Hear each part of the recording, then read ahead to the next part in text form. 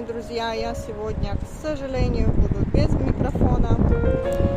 Это очень обидно, но порыв ветра просто снес мой телефон с подставки, и телефон как раз упал на микрофон.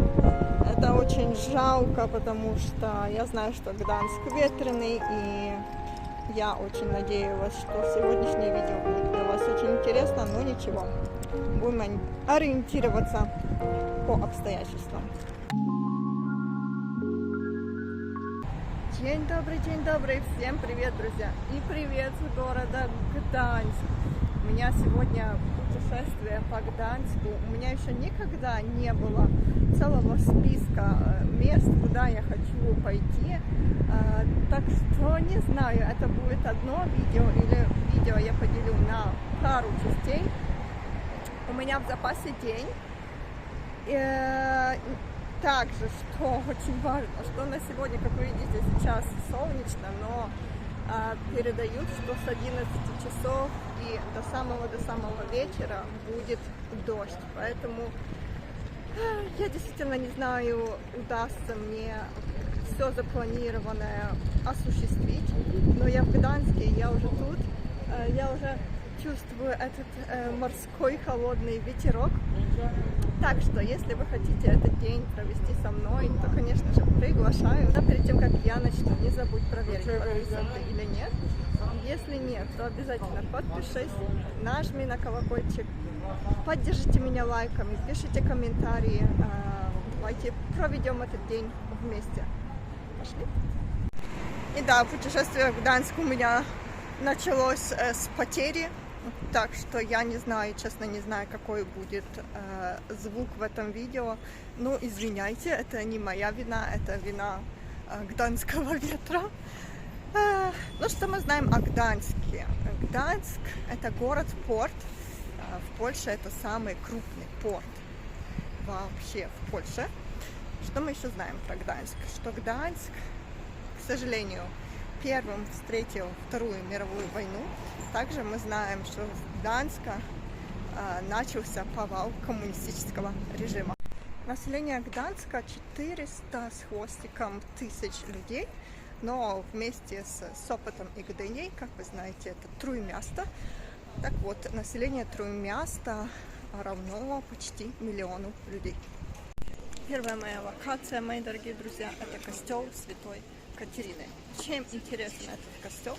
Что у костела есть башня, и на эту башню можно забраться. И, конечно же, я буду на нее забираться, потому что я просто обожаю смотреть на города с высоты. Ну и, конечно, как каждый путь на башню начинается с вот такой вот лестницы. А что еще интересно? Так тут есть светофор. Каждые 3 минуты смена. Так что 3 минуты 66 шагов до первого этажа. Кстати, написано, что билеты можно купить в эту башню на первом этаже. Но первый этаж у них начинается через 60 ступенек. Так что такое. Потом через несколько этажей вот такие небольшие залы, где тоже есть разные выставочные штучки. В основном все связано, тоже я тут то красное, то зеленое, в основном все связано с часовыми механизмами, потому что тут стоит часовой механизм, который считается самым большим в Польше. А вот и сами колокола. Вау. А там часовой механизм. Сколько сейчас время? Я как раз попала в середку, что, наверное, не застану этот прекрасный звон. Поднялась. Я поднялась. Смотрите, какая красота. Ох. Но это было очень тяжело. Очень.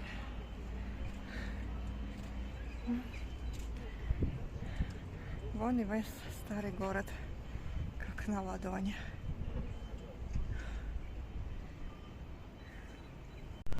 А вон там, кстати, виднеется вокзал. И вы знаете, я так была немножко расстроена тем, что у меня микрофон полетел, что я вам забыла сказать, что этот вокзал гданьский, он считается по праву одним из самых красивейших вокзалов в Польше.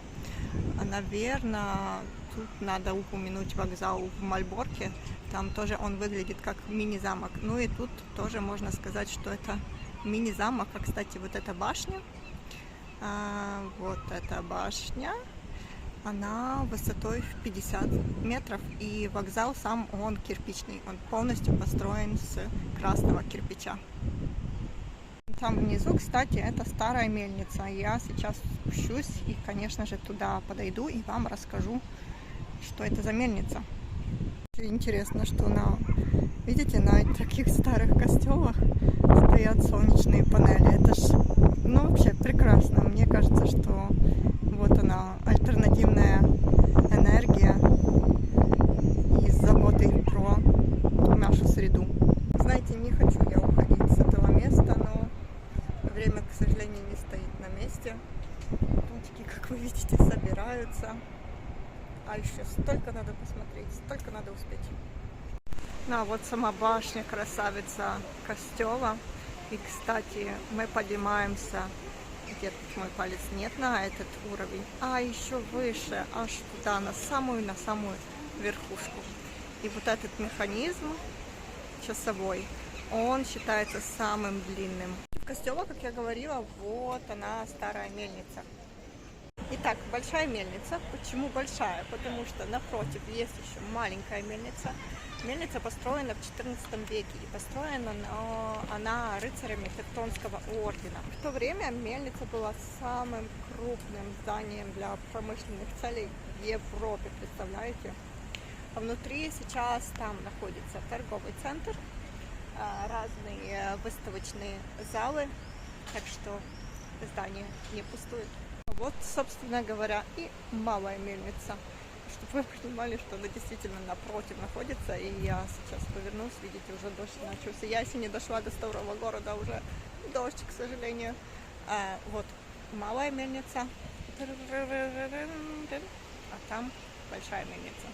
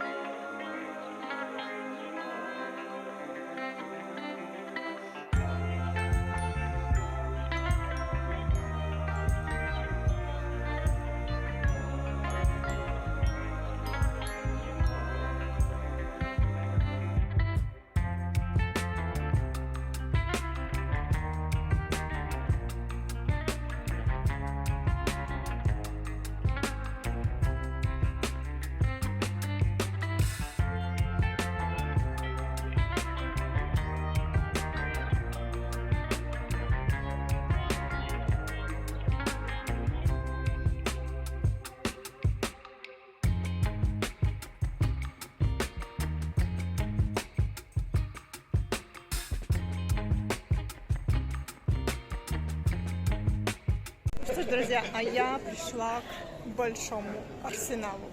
И посмотрите просто, как прекрасно выглядит это здание. Если бы мне не сказали, что это было раньше простое оружейное, я бы сроду не подумала. Но, кстати, с этого арсенала начинается улица Пивна, которая находится за моей спиной. И название этой улицы тоже не просто так придумано. Действительно, раньше, в старые времена, на этой улице было очень много пивных броварень. И люди приходили сюда расслабиться, можно так сказать. Но вернемся к арсеналу. Здание 17 века, которое раньше, ну, как я и говорила, использовалось как простая оружейня. И тут хранилось оружие и порох. Само здание, оно построено в стиле Ренессанс и украшено фигурами стражников.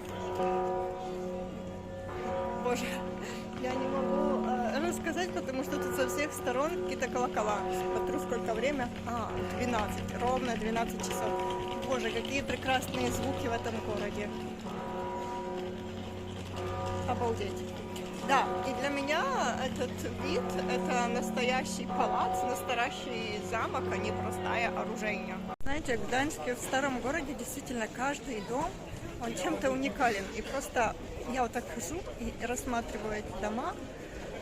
Конечно, я все видео не включу и все не засниму, но Гданск просто красивый, красивейший город. А тут у нас золотые ворота. И если честно, ворот в Гданске очень много, но именно это золотые. Здание 17 века, и наверху по двум сторонам, как вы видите, находятся скульптуры. Они несут в себе очень великий смысл. Скульптуры олицетворяют мир, свободу, счастье, славу, согласие, справедливость, осторожность и благочестие. А тут у нас верхние ворота. И раньше эти ворота, это был парадный вход в город. Именно здесь можно сказать, что начинается Королевский путь. И эти ворота ведут прям до Зеленых ворот. Я надеюсь, что я туда дойду. И весь этот путь, он называется Королевский путь. Если так дословно вам сказать, то это улица Длуга. В центре этих ворот герб Гданьска. Также эти ворота украшены другими гербами. И также по всем воротам есть надписи на латинском языке. К сожалению, что это за надписи, я в интернете не нашла. Также латынь я, к сожалению, тоже не знаю. Но, наверное, что-то очень мудрое и умное. А тут у нас дом Братства Святого Георгия. И если честно, снять нормально этот дом нереально, потому что с одной стороны заросли деревьев, а с другой стороны ничего примечательного нет. Но чем примечательный этот дом, что раньше здесь собирались очень богатые вельможи, которые в то время, управляли городом. На самом деле дом имеет очень-очень много деталей, но основная деталь, которая нам кидается в глаза, это то, что на крыше установлена фигура Святого Георгия. Постоянно крутилась около золотых ворот, около верхних ворот, но вот, наконец-то, я вышла на этот королевский путь, королевский тракт, это улица Длуга, и пройдемся по ней, посмотрим, чем она примечательна, и почувствуем себя, как в то время, представьте, на каретах заезжали разные короли, их встречали какие-то там жители города. Вы знаете, идя по улице Длуги, идя по Королевскому тракту, я вам скажу, что Гданск зимой и Гданск летом – это, конечно, небо и земля. Я была зимой на Вигилии, и улицы были пустынные, но сейчас просто нереальная толпа, и это все туристы, насколько я слушаю языки очень разные, люди действительно с разных стран, и это очень радует, что Гданьск, популярный, Гданьск популярный, и туристам нравится. За моей спиной вот этот розовенький дом, это дом купца Уфагена. Это пример, как жили люди в былом времени. Дом был построен и обустроен купцом Йоханном Уфагеном в 18 столетии. И, к сожалению, в период Второй мировой войны этот дом был полностью уничтожен. Также было уничтожено все, что находилось внутри. Но силами города, силами местных жителей дом был полностью отстроен. По фото было восстановлено полностью внутреннее убранство этого дома, внутреннее убранство того времени. Я нахожусь во внутреннем дворике дома купца Уфагена. Действительно, роскошью тут просто пахнет. Везде это роскошь, но кроме роскоши мы также можем и посмотреть, как жила в то время прислуга. Вот такой маленький тоже дворик, а внутренний там за окнами кухня, там комната кухарки сразу около кухни, что очень удобно было в то время, не надо никуда заезжать, выезжать, на работу добираться, один шаг и ты уже на работе. Но что интересного еще про этот дом, что после войны понадобилось 10 лет, чтобы его отстроить, и местные жители очень-очень старались его в первую очередь обстроить, чтобы Гданьск не потерял популярности. И, в принципе, это им удалось. И вы знаете, глядя на эти старые снимки, дом действительно удалось отстроить и показать нам то, что было раньше. Столовая такая же, например, музыкальная комната такая же. К сожалению, нету спален. Кухня почти такая же. Но это один в один, как говорится.